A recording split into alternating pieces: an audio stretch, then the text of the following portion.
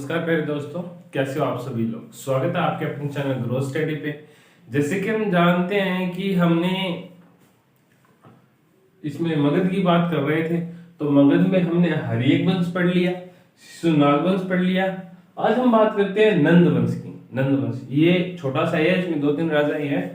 वैसे तो इसमें 9 राजा हुए थे, लेकिन हमें सिर्फ 2 राजा ही पढ़ने हैं, सिर्फ 2 वो ही हमारे काम के, बाकी 9 आज तक के एग्जाम में कहीं नहीं पूछे गए। ठीक, तो बात करते हैं नंद वंश की।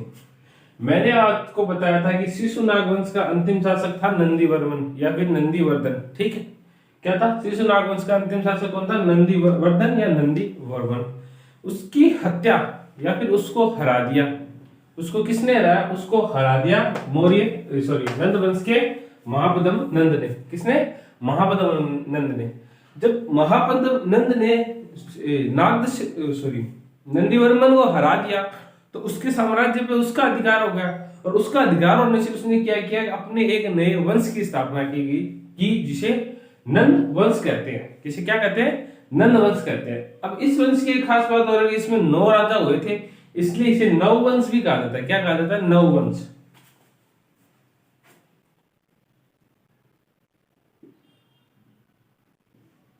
क्यों कहा जाता है? क्योंकि इसने 9 राजाओं ने इसमें शासन किया था।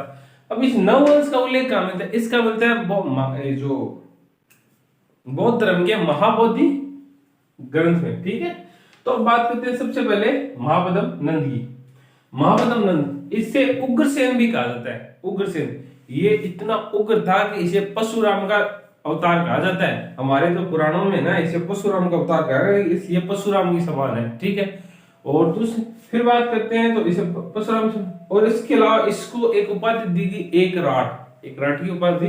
ये भारत का पहला राजा था जिसे एक राट की उपाधि मिली थी। क्या क्या हुआ था इसके साथ? इसको उपाधि मिली एक राट की। ठीक है, इसे परशुराम का अवतार कहा जाता है। इसके साथ ही इसने क्या किया? कलिंग को जीत लिया।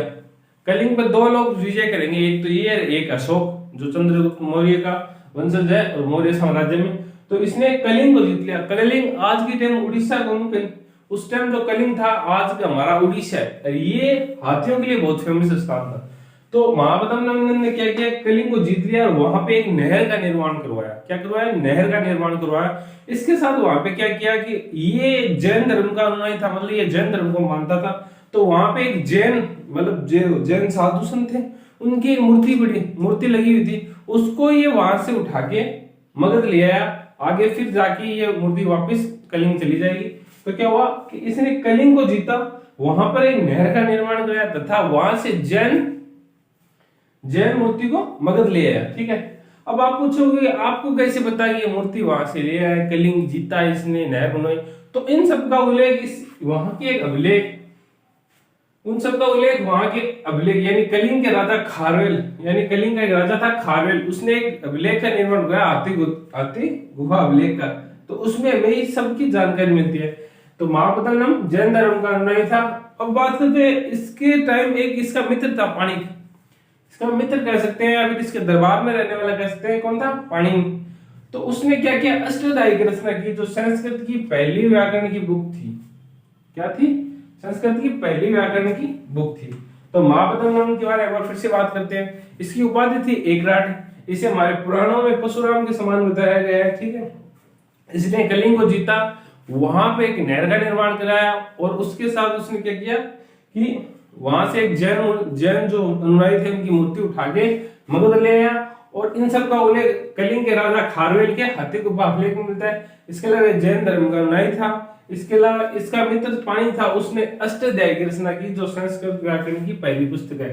ये मान के चलो, ये मतलब जितने एग्जाम होते हैं ना हमारे इंडिया में, यानी 60% एग्जाम में हर बार रिपीटेड क्वेश्चन है, बहुत इंपॉर्टेंट क्वेश्चन है। प्राचीन इतिहास में आपको कोई ज्यादा इंपॉर्टेंट लगे या ना लगे, लेकिन प्राचीन इतिहास की किताबें इतनी इंपॉर्टेंट है कि हर एग्जाम में 1 से 2 क्वेश्चन होते हैं। और ये तो इतना है कि सब भर के क्वेश्चन दिए हुए हैं इससे रिलेटेड। ठीक है, इसके बाद बात करते हैं घराना। इसके बीच में 7 राजाएं आए थे, लेकिन उन्होंने क्या किया? 1-2 साल ही राज किया, 7 राजाओं ने इतने टाइम किया। तो महापद्म 344 से 336 तक ये रहता है, और ये 34 से 22 तक, यानी 7 साल में 7 राजाएं निपट गए यहाँ पे। मतलब सॉरी 2 साल में 7। अब बात करते हैं घनानंद। घनानंद के एक मित्र जी कह सकते हैं, पहले इसके बारे में कुछ बात करते हैं। ये कहते हैं कि सबसे शक्तिशाली राजा था। क्या था? सबसे शक्तिशाली। और इसी के टाइम 326 बीसी में सिकंदर ने भारत पे आक्रमण किया, लेकिन वो हमारे यहाँ तक पहुंच रहा, वो पोरस तक ही रह गया। ठीक है। इसके अलावा इसे यूनानी लेखकों ने इसे अग्रमिज या जैनमिज कहा गया। अब इसके बारे में थोड़ी सी कहानी बात करते हैं। कहते हैं ये शक्तिशाली तो था, लेकिन ये मूर्ख भी था थोड़ा। ये शराब वगैरह में लुप्त रहता था। अब इसके टाइम में जो इसके मित्र भी कह सकते हैं, इसके दरबारी कह सकते हैं, वो थे विष्णुगुप्त। कौन थे?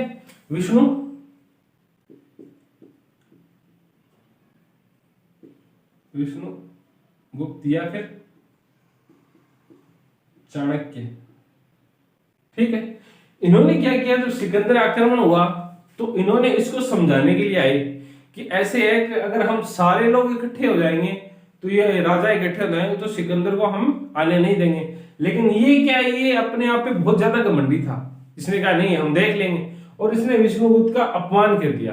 तो उस टाइम क्या है, विष्णुगुप्त ने अपनी जो आज ही टाइम हमारे लोग फैशन में रखते हैं यहाँ पे पीछे चुटिया, तो उस समय विष्णु ने क्या किया, अपने ये बाल खोले और कहा कि जब तक इसको मैं मार नहीं दूंगा मैं अपने बाल नहीं बांधूंगा। फिर विष्णुगुप्त ने क्या किया, एक बालक को हायर किया, मतलब उस बालक को शिक्षा विक्षा दी, और उसको ये इतना कुशल योद्धा बनाता है कि उस बालक ने घनानंद को युद्ध में हरा दिया, और उस बालक का नाम था चंद्रगुप्त मौर्य।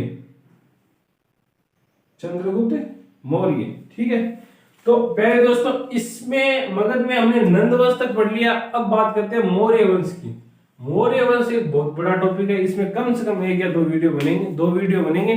तो उसमें इसके बाद जो भी वीडियो आएंगे उसमें बात करेंगे मौर्य वंश, और मौर्य वंश समाप्त करते हैं। मौर्य वंश में ही हम यूनानी आक्रमणों की बात करेंगे। ठीक है मेरे दोस्तों, कैसा लगा आपको कमेंट में जरूर बताना। जय हिंद, जय भारत।